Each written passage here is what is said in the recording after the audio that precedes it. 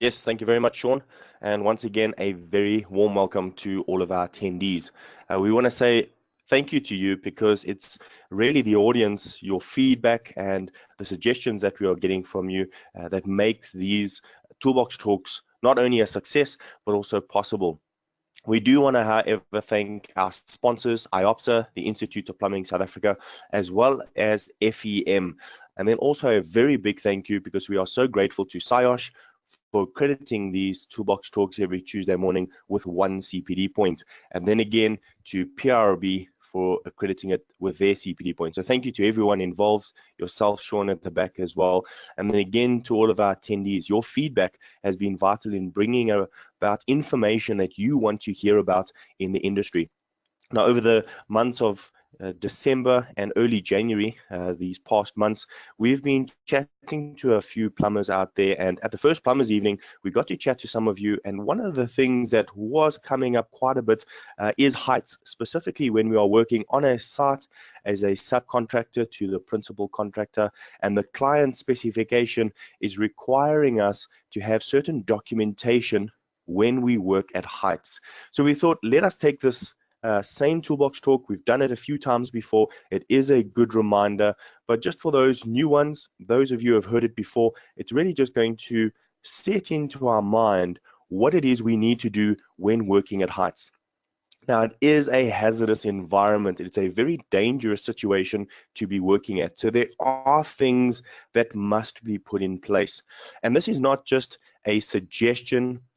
Depending on where you are working, it is a requirement for the law. So we are going to touch a little bit on the law, what law is specifically speaking to us about fall protection when we are working at heights. And if you do not fall under that law, what can you do working in a private home, potentially working in an area where sometimes you are not actually required to have certain documentation in place because it's private property and this person is not requiring you to have an entire safety file. What is your view to safety? And this is really what these Toolbox Talks are going to teach us. It should be our view because we are the ones that can get injured, not whether somebody imposes a law or a specification on us. So let's get straight into it. What is working at heights? Well, we are talking about any place where if a person who is working on that area or on that platform, if precautions were not taken, they were able to fall. They would fall then to a lower level. Now, it doesn't matter how high this level is, but it's not really talking about slipping or tripping or walking up one level to another level on a staircase, or even if you're in a building and you're working on level 1 or 2. Now, these are normally structures that are designed where there are areas of open sections that would allow you to fall to a lower level. So let's give you an example.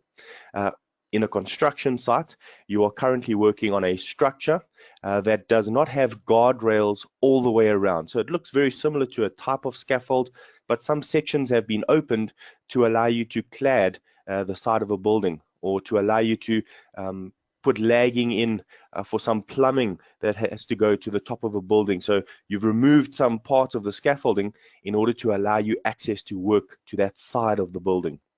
As soon as that scaffold does not allow you to have safe access inside and safe protection on the inside of that working platform, it now becomes dangerous to the point of having to have fall protection, fall arrest. Even working on the scaffold itself, there is the potential to fall to a lower level. Now, these are the instances that we are talking about. Specifically, working on a ladder, working on a roof, working from a mobile elevated working platform, such as a cherry picker, and then working from scaffolding. Now, there may be other instances where you are working on a platform that is also deemed heights. And one of the things I want to mention when speaking out to the plumbers is working on top of a JoJo tank. Now we use a ladder obviously to access this platform. So the ladder itself is only being used for access. It's not being worked on, so it's not the platform.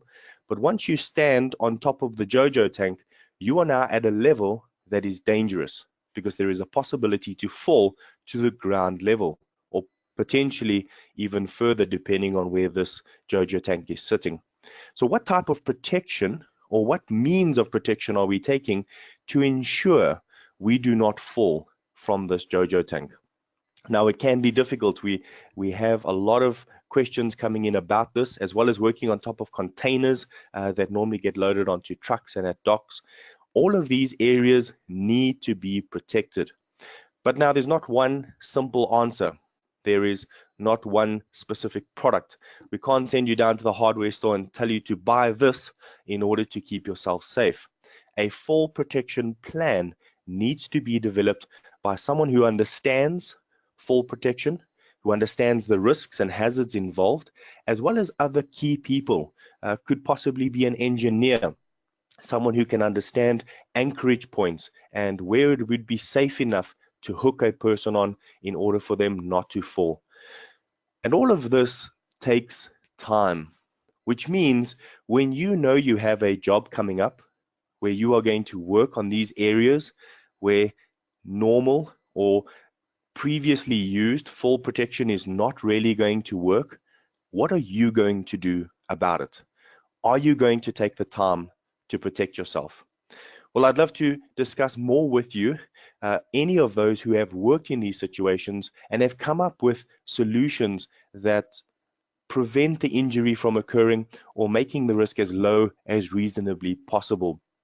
And if you have found a solution, why not share it so that we can get it to the rest of those and keep them safe? Now, again, if you are working on a ground level or floor level, this is not working at heights. It has to be above a level where there is a potential to fall, and this would be a fall risk. Now, what precautions must you take? Working on any of these areas, as we mentioned, the aim of fall protection, in fact, your entire health and safety system, remember, your health and safety system, not your clients, not the principal contractors, not even that private client that you are seeing at home. This should be your view to health and safety. It is in the aim of preventing injuries, incidents, and accidents. So regardless of what legislation covers you, you should ask yourself, can I make it safer? Even if it is not a requirement on a specific site that you are working on, can you still uphold the regulation, which falls under Construction Regulation 10, fall protection? If you can, get a hold of this copy, email me, we can send you a copy of the construction regulation, or type it into Google and the regulation will come up. And it explains the methodology of going about preparing and planning for a fall risk situation. So a question to ask yourself, have you made a decisive plan for the types of work you are going to be performing? Is all of this risk and hazard covered in your risk assessment? Now, just to quickly move to risk assessments itself, which is one of the most vital parts of your safety management system. The risk assessment should not only cover your day-to-day working, your issue or task-based risks, but you should also have a separate risk assessment that is attached to the fall protection plan for working at heights risks. Now, there's more risks than just falling. Tools could fall, ladders could collapse, scaffolding could fall over. There's a lot more risks, which means you need to take into cognizance the site that you're working in. Remember, we spoke about this before, the environment has an impact on you as well. You may have an impact on the environment. So do a site walk. It is vital that you understand the area in which you are going, as well as the work which is being performed. Then, does the safe working procedure cover the method for working safely? In other words, does it cover what tools and materials need to be used? What specific PPE? What type of safety harness with a double leg lanyard that is attached to a shock absorber? And which type of hooks are you going to be using? What type of anchorage points will be used? Is it a lifeline? Is it a retractable? These types of information is vital to your planning process first. We don't ever want to get to site unplanned, and then we sit with the situation of being held back on site and being charged penalties because we did not do our planning or preparation first. Then, is there any other practical way of keeping everyone safe? And we're talking about everyone, not just the people working at heights, but the potential people working underneath it. A sign to say you are not allowed to work underneath while working at heights is just a simple form of keeping others safe. A simple sign. You might think it's too simple, too obvious, and it might be looked over, but these are the things that are constantly looked over, and people at the bottom are not made aware of the work that is happening above. And then a question for each and every single one of us, whether you're a plumber, whether you're in safety, whether you're just tuning in to see what these toolbox talks all about. What is your view of heights? What type of risk do you place on it? Have you made decisive action or decisive plans in order to mitigate and make sure that you work at these situations in a safer manner? So don't forget, the Construction Regulation 10 will assist you in understanding how to plan and prepare for full risk area. So always find out, what work are you going to be doing? Although the work might never change, and we've used this analogy before of a plumber installing a geyser installation is a geyser installation. There's a set format according to your SAN standard of how it must be done. However, the environment, the platform, the height, that all determines the additional risk. So ask yourself, not only what am I doing, but where am I working? Will I have to work on a roof, on top of a ladder, or use a ladder as access? Will I need scaffolding? Do I need to access and work inside a ceiling? Then get onto site. Inspect the workplace before the task gets done. See if there's a potential to fall to a lower level, to fall through a ceiling, or is there a potential for falling objects that could affect those around us? Start with using known safe methods. Speak to those in the industry that can assist you with understanding what is fall protection. Make sure you have a fall protection plan. Train your staff in working at heights as well as rescue. Ensure you have the right type of harness as well as the safest platform to work on. Sometimes it may cost more in your budget to have a one platform scaffold, but this could be the difference between saving a life instead of working on a ladder as a platform. So all of these things need to be done prior to the task being performed. So where do you start? Well, start by performing a risk assessment of the work. Again, get your feet to site, go and see what are the hazards and how can you make it safer. Use the things that we've spoken about before. Stop, think, act. Use your PDCA, your form of continual improvement. Plan the job, then do it. And while it's being done, check whether it is being done according to standard, and then act on any imperfections or any weaknesses in that system. Remember, you can only make it stronger. And then risk, risk, risk. Always be prepared for your risk assessment. Look at documents such as method statements from previous types of work, safe working procedures or standard safe operating procedures for any type of machines, cherry pickers, or things that you've used in the past to see how it has been done and use the same format and tailor make it to your current site. Ensure the guys have training. Now, there are a lot of institutes out there that offer you working at heights training, but what they will often forget to teach you is the actual rescue or emergency plan. And this is actually extremely vital for your team. Should someone fall and they are still attached to their harness, they have 15 minutes to live. before they start going into shock and before harness tension comes in and actually starts killing them. And that's 15 minutes to hang inside one of your harnesses. So rescue should come within 1 to 5 minutes before things start going wrong. Now, do they know this danger? Have they been told about this danger? And do they know what to do to prevent it from happening? Do they know never to work alone when working at heights? Well, all of this should be inside your safe work procedure, as well as your fall protection plan, as well as the risk assessment. Then have somebody observing working at heights work. Yes, it may seem like that person is not working, but somebody who is observing, a supervisor, has to ensure that those workers are hooking up and preventing themselves from a fall area. Then always reassess. Make sure that it is the safest form of work. Use the PDCA. Plan the job, do the job, check on the job being done, and then act if there is something to be changed. Now, training, as we mentioned, it needs to be in accordance with SAN standards as well as your SAQA standard. Ensure that it has a risk assessment. Ensure that those people understand the risk assessment. They've gone through an induction. They've read and understood the method statements as well as the safe working procedure. And then the rescue plan must be documented and explained as well.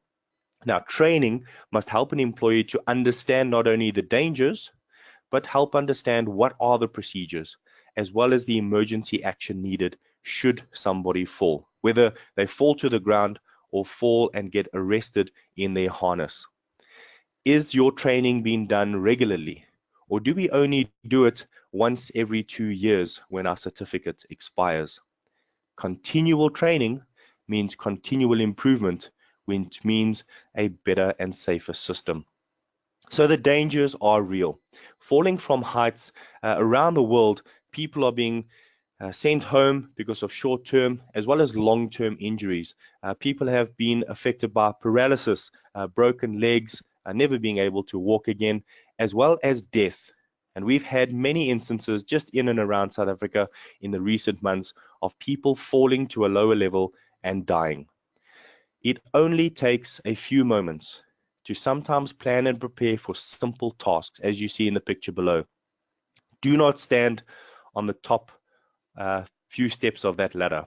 Ensure you have the correct ladder for performing it. Or can you substitute it with something safer, like a piece of scaffolding, or an entire scaffolding rather, that has a proper safe working platform. So don't let the rest of your life be affected by just a few seconds of being unsafe. A fall from height can kill you. So we hope we made this clear. We ask all of you to please share your information with us. If you are out in the industry working on different areas that we spoke about today, please send us your comments, even your suggestions, as well as your criticism. We do appreciate it. And we want to say thank you again to all of you who join these Toolbox Talks. So on behalf of IOPSA, FEM, myself at OHSS, as well as SIOSH, we want to say thank you to all of you. And then again, not to forget to remind you, the PIRB points, 0.25 points, you get one per month if you join all four of these Toolbox Talks. Don't forget to send through your SIOSH number as well as your PIRB number. Next week, we are looking up road hazards. What are we looking out for specifically, aside from guys who don't know how to drive and all the potholes? What else can we do to keep ourselves safe on the roads that we are driving on? So again, thank you to all of you. We look forward to speaking to some of you during the week and getting your feedback. And we also want to say thank you to you, Sean, and then hand it over back to you. All right, perfect. Thanks so much, Chris. We have got a question here for you. It reads, could you please give an example of a rescue harness? Okay, so most harnesses nowadays are coming out with rescue straps or a rescue link. There are different areas where this rescue can take place. So on the front, basically between the chest, you will have a little D-link, and then as well as on the back, there is already a D-link between the shoulder blades. Now, this is your standard, most common D-link found on all of harnesses that you will find out in the industry. And that is where your lanyard gets attached to. This is the D-link that you are going to use to attach your rescue kit to. So it depends on what rescue kit you are using. You are going to use that D-link. However, there are certain rescue programs out there which we call a self-rescue. In other words, a rescue kit is set up prior to work being performed, especially when the person is stationary. And then the rescue D-link will have a special coupler that goes onto the front of the actual person's harness. So this is the front chest D-link, and that is where that harness or rescue kit will stay permanently. And if the person falls, they have the rescue or self-rescue kit to be able to assist them. The danger with that is if somebody falls, bumps their head, and is unconscious, they are not able to rescue themselves. Thus, you are never allowed to work alone. That is why there are the additional D-links, which is found standard on every single harness. It's the one just behind your shoulder blades, between your shoulder blades. It also depends largely on what type of rescue kit you are using. Then there's also a self-rescue between a team. Let's say a person has fallen over the side of a scaffolding. It's very simple for a few members of that team to walk up to that area of the scaffolding and then pull the person back inside.